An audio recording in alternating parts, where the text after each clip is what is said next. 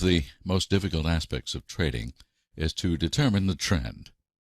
In this case, we will use a certain technique with the bands to help us determine the trend. Firstly, this setup requires patience and discipline, as the bands will tell us which way we are trading, either long or short.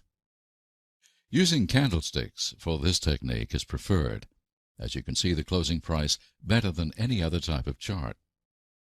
An understanding of price support and resistance is critical for the entry, so please visit the support and resistance modules if you haven't done so already.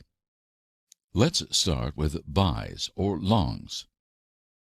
Step 1. We need the candle to clearly close above the upper Bollinger Band line, for instance, like here. The closing price has closed above the upper band line. Please note here, if you look closely, the closing price of these candles have not closed above the upper band.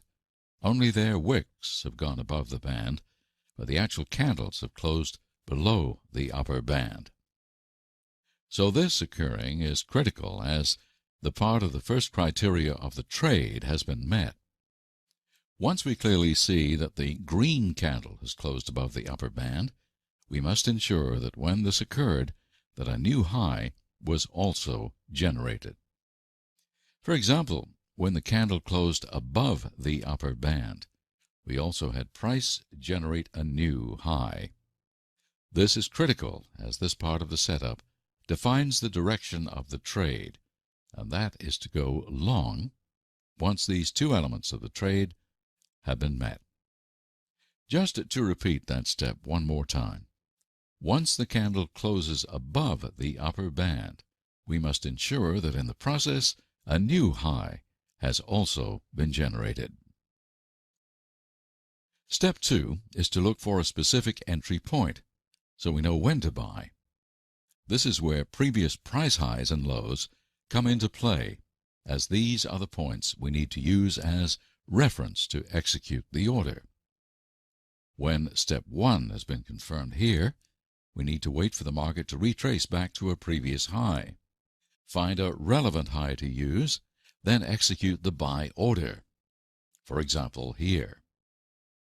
Price has acted as a magnet and retraced back to these previous price highs, paused, and continued to move higher in the uptrend.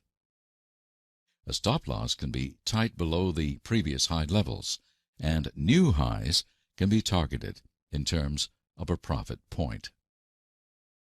Let's take a look at a sell or short trade. Let's highlight the candle that closed below the lower band, here in this example. As you can see, the market is trending down, and this red candle has closed well below the lower band. Furthermore, a new low has also been established, as you can see when we compare this low to the previous low. Once this part of the trade criteria has been met, we understand we are looking for an entry point to go short. We need to look for previous lows to act as resistance to define the entry. As you can see, we will use this low here, and once the price retraces back to this point, a sell order can be taken. A stop loss is placed back above the entry at a point of tolerance, for example, just here, and a profit target to be placed at new lows. With this technique, we are defining the trend via the Bollinger Bands, then using price levels as a form of entry and exit. If we scroll through the chart, it is evident that these setups occur over and over. Here are some further examples of these trades.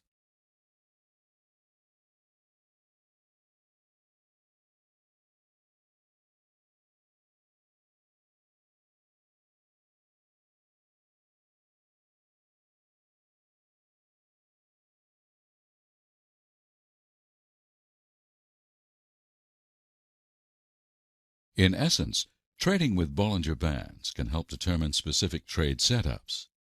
It's up to us as traders to understand the purpose of them and to apply them in a manner that will